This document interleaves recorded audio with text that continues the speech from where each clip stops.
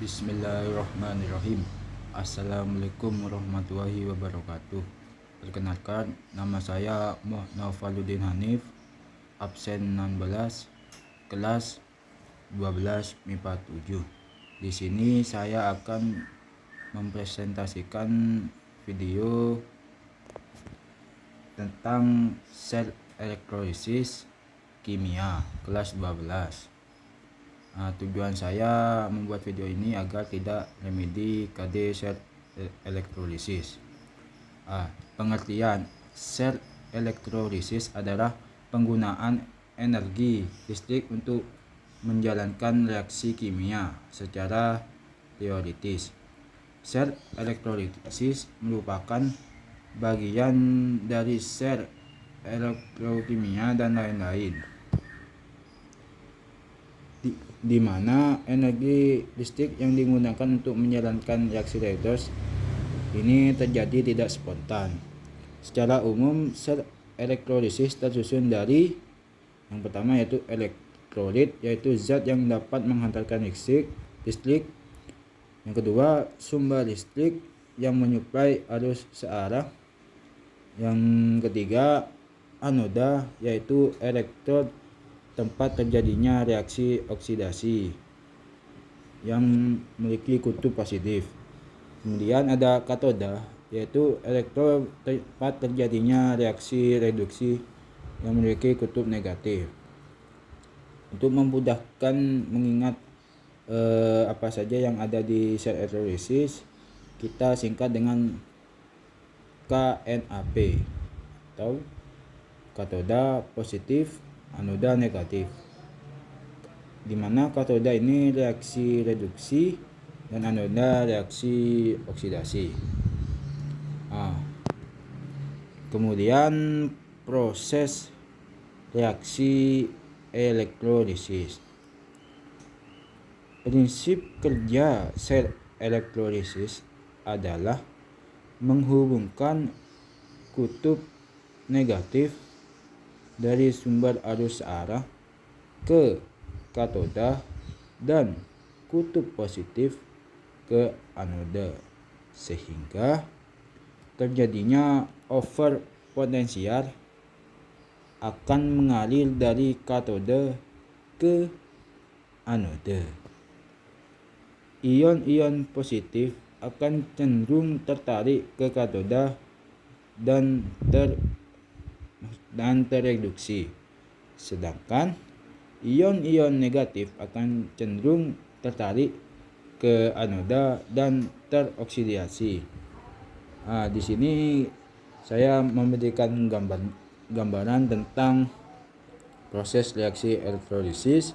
Bisa kita lihat bahwa di sini ion-ion yang positif dan negatif ini jika digambarkan secara lebih lanjut, itu ion-ionnya bergerak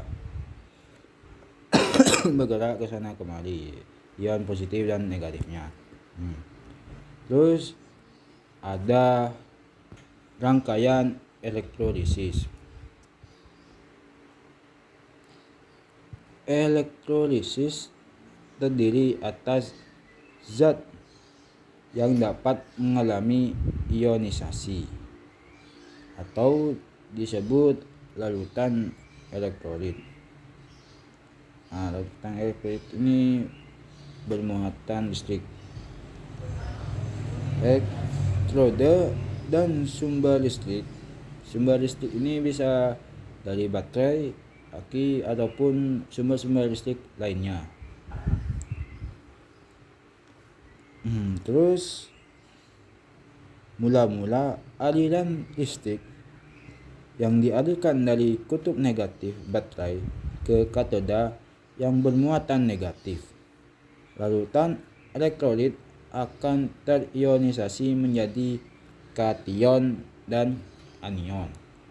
Selanjutnya, kation di katoda akan mengalami reduksi.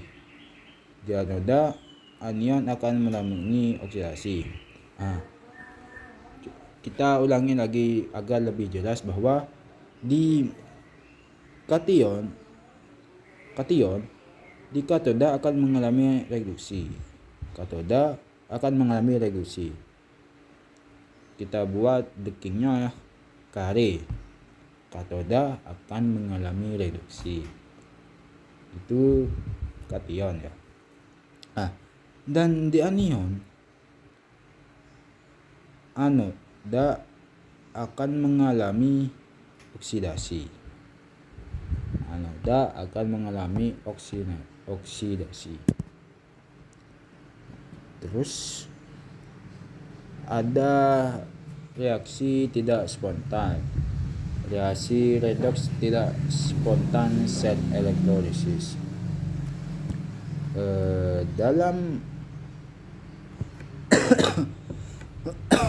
Dalam elektrolisis, tegangan eksternal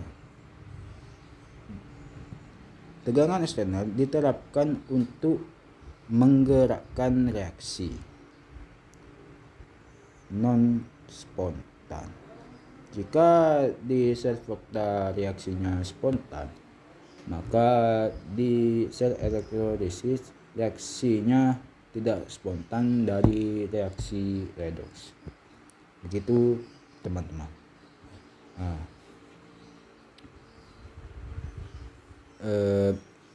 Reaksi redoks tidak terjadi secara spontan dan energi listrik harus disuplai untuk memulai reaksi. Di sini saya akan memberikan suatu reaksinya, yaitu 2NaCl itu tanda panah menjadi 2Na plus Cl2. Reaksi seperti yang tertulis ini mempunyai potensi negatif. Hal ini tidak akan terjadi secara spontan. Karena yang spontan itu hanya sel volta, dan sel elektrolisis ini reaksi redoksnya tidak spontan. Seperti itu yang saya baca di Google. Untuk mendorong reaksi redoks non spontan, potensial yang lebih besar dari potensial sel diterapkan dari sumber eksternal. Proses ini disebut elektrolisis. Selanjutnya, di KD sel elektrolisis ini terdapat juga hukum Faraday yang sama di fisika, kurang lebihnya hampir sama di fisika.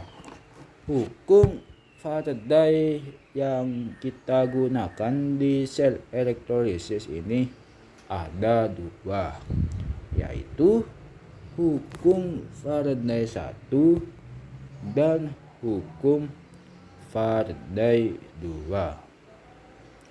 Mungkin teman-teman ingat hukum Faraday 1 dan 2 yang sudah dibahas di fisika kelas 11 mungkin ya, kalau Anda ingat. Kita lanjut hukum Faraday 1-nya. Mungkin hukum Faraday 1 ini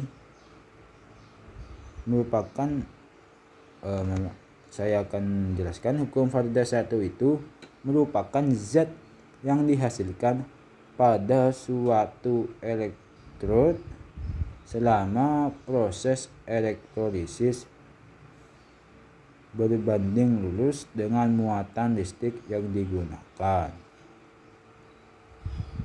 Massa zat ini adalah muatan listrik dalam elektrod, dilambangkan UI sama dengan Q. W sama dengan Q. W ini massa zat atau berat zat, dan Q ini muatan listrik dalam elektron. Q menunjukkan besarnya muatan listrik di suatu titik di kawat. Jika arus listriknya melewati selama T detik, secara matematis dirumuskan dengan Q sama dengan I kali T, di mana I ini arus listrik dengan satuan ampere, disimbolkan dengan I, dan T adalah waktu yang memiliki besaran sekon ataupun detik. Sehingga persamaan di atas dapat ditulis menjadi W massa zat sama dengan I dikali TA atau waktu yang diperlukan zat untuk berelektrolisis.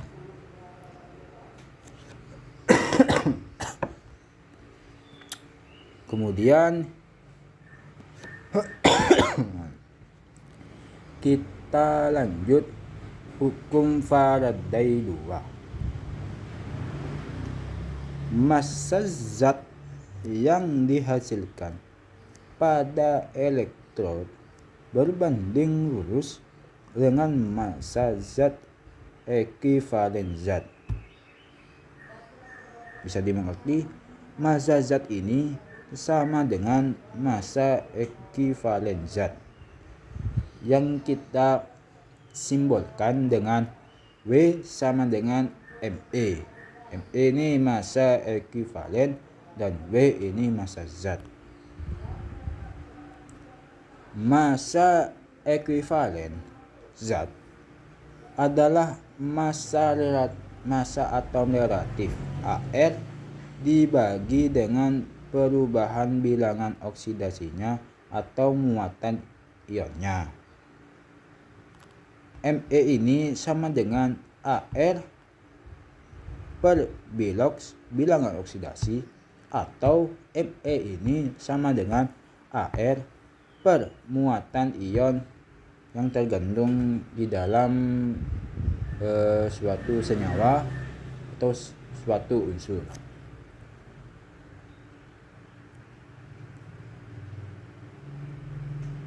Sehingga kita dapat simpulkan bahwa W ini sama dengan AR per bilox karena W ini sama dengan massa ekuivalen zat. Terusnya ada aplikasi dalam kehidupan sehari-hari. Sama dengan sel Volta, sel elektrolisis ini berguna dalam kehidupan sehari-hari manusia.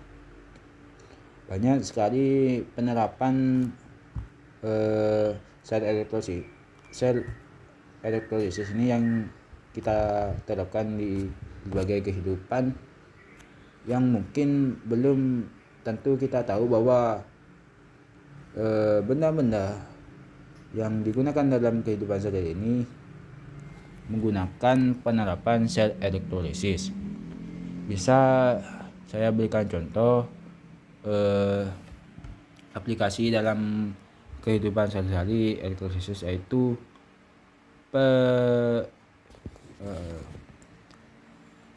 penyapuhan logam atau electroplating. Penyapuhan logam atau pelapisan logam dilakukan untuk mencegah korosi. Penyapuhan logam ini dilakukan dengan cara elektrolisis. Selama proses penyapuhan, objek yang dilapisi menjadi katodanya. Sementara itu, logam berharga yang digunakan untuk melapisi adalah anodanya. Maaf, minum dulu sebentar.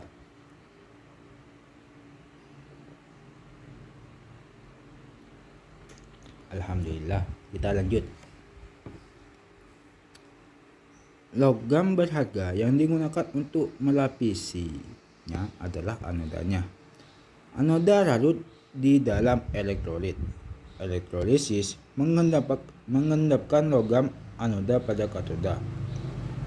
Penyepuhan logam banyak digunakan untuk melapisi logam besi. Logam besi mudah berkarat sehingga perlu dilapisi dengan logam lainnya. Proses pelapisan logam besi dengan logam perak dalam larutan perak nitrat AgNO3 yaitu bertindak sebagai katoda. Adapun logam perak bertindak sebagai anoda dan larutan perak nitrat bertindak sebagai larutan elektrolit. Prinsip kerja penyepuhan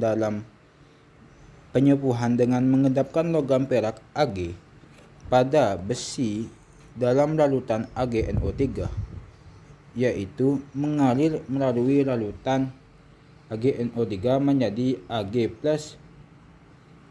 Ion Ag+ ini ditarik ke katoda dan mengikat elektron sehingga menjadi logam Ag yang melapisi logam besi. Selain perak, logam yang sering digunakan pada penyepuhan logam antara lain nikel, krom, sen, dan emas. Penyepuhan logam ini bisa dilakukan ke logam manapun, entah itu perak, nikel, krom, sen, ataupun emas. Aplikasi lainnya dari sel elektrolisis ini yaitu pemurnian logam. Elektrolisis digunakan Elektrolisis digunakan untuk memurnikan logam, tembaga, dan magnesium. Tembaga dapat dihasilkan dengan cara merembutkan senyawanya dengan tanur tiup. Namun, tembaga yang dihasilkan belum murni, sehingga pemurnian tembaga dapat dilakukan dengan cara elektrolisis. Pemurnian logam di mana di sini dijelaskan bahwa untuk memurnikan suatu logam murni 99,9%, cara yang mudah ini dengan cara aplikasi sel elektrolisis. Kemudian kita bahas soal-soal dan beserta jawaban beserta pembahasannya, di mana di dalam video ini saya akan memberikan 5 contoh soal dan 5 pembahasan dari sel elektrolisis.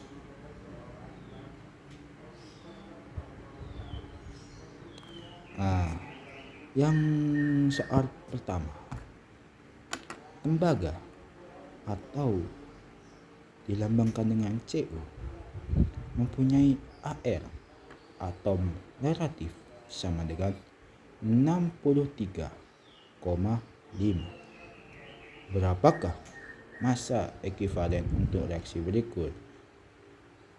Seperti contoh seperti rumus yang saya sudah bahas di slide yang tadinya. Kita dulu. Cu2 plus 2E- sama dengan Cu. Ini soalnya reaksinya Cu plus 2E. Cu2 plus. Cu-nya dulu. Cu2 dengan plus di atasnya. Plus 2E- sama dengan Cu. Jawabannya yaitu pada reaksi di atas, perubahan bilangan oksidasi adalah plus 2. Yang pertama kita lakukan adalah mencari bilangan oksidasinya ya. bilangan oksidasi dari Cu atau reaksi di atas itu adalah plus 2. Jadi massa ekuivalen Cu adalah dengan menggunakan rumus Me sama dengan Al plus B log, yaitu 63 Al-nya, 63,5 Al-nya per 2. 2 ini adalah biloxnya, sama dengan 31,75. Sangat gampang sekali. Soal yang nomor 2. Jika pada rangkaian di atas terbentuk endapan Cu sebesar 5 gram, berapakah massa Ag yang mengendap pada elektron? Jika Cu itu sama dengan 63,5, Ag sama dengan 108, itu Al dari Cu 63,5 dan Al dari Ag 108. Terus kita menggunakan rumus WCu per WAg sama dengan MECu per MEAg, di mana Me sama dengan Al dibagi bilox. Diketahui massa Cu atau WCu sama dengan 5 gram. Hitung MCu dan MMg dengan menulis reaksi reduksi Cu dan Ag. Reaksi reduksinya Cu yaitu Cu2 plus 2E- sama dengan Cu, dan Ag plus E- sama dengan Ag. MECu yaitu Al plus B log, di mana Al-nya 63,5 dan biloxnya 2. Jadi 63,5 dibagi 2 sama dengan 31,75. Dan di sini juga ada MEAg, di mana Al dibagi bilox, di mana Al-nya 108 dan biloxnya 1. Jadi MEAg adalah 108. Diperolehkan tadi. Terus kita masukkan ke rumusnya yang tadi, yaitu WCu per WAg sama dengan MECu per MEAg. Kita sudah diketahui bahwa WCu itu adalah 5 gram dan MECu 31,75 dan MEAg 108, sehingga WAg-nya kita bisa ketahui bahwa WAg itu adalah 17 gram atau massa Ag adalah 17 gram. Soal berikutnya. Pada elektrolisis, larutan CuSO4 dengan elektroda PT dialirkan arus listrik 2 ampere selama 965 detik. LCU 63,5.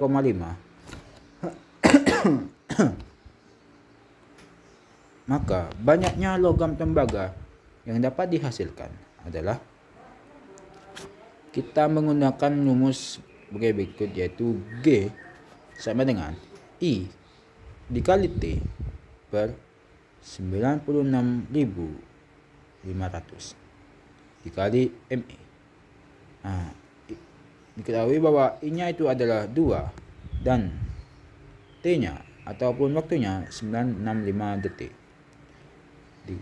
Bagi 96.500 dikali 63,5 dibagi 2 dihasilkan 0,635 gram atau 635 mg.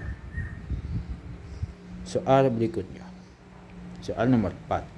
Berapakah massa logam perak yang diendapkan jika arus listrik sebesar 5 ampere dialirkan ke dalam larutan AgO3 selama 2 jam? Ag atau negatif Ag adalah 108. Diketahui bahwa I sama dengan 5 ampere dan T 2 jam kita ubah ke detik menjadi 7200 detik, dan N muatan kation Ag yakni plus 1. Ditanya masa endapan Ag, kita menggunakan rumus AR dikali I dikali T dibagi N dikali 96.500. Kita masukkan angka-angkanya, yaitu AR itu 108, I sama dengan 5, dan T 7200 dibagi N nya 1 dan dikali 96.500, sehingga dapat diketahui bahwa masa endapan Ag yaitu 40,29 gram. Terus soal nomor 5, soal nomor terakhir. 5. Oksidasi 1 mol ion sianida Cn- menjadi ion sianidat CnO- memerlukan muatan listrik sebanyak, kita tulis reaksinya, yaitu Cn- plus H2O ini menjadi CnO- plus 2H plus 2M-. Dari reaksi di atas terlihat bahwa jika 1 mol sianida Cn- dioksidasi menjadi ion sianidat CnO-, maka akan memerlukan sebanyak 2 mol elektron atau sebanyak 2 Faraday. Jadi jawabannya yaitu B, 2. Terima kasih dari saya. Wassalamualaikum warahmatullahi wabarakatuh.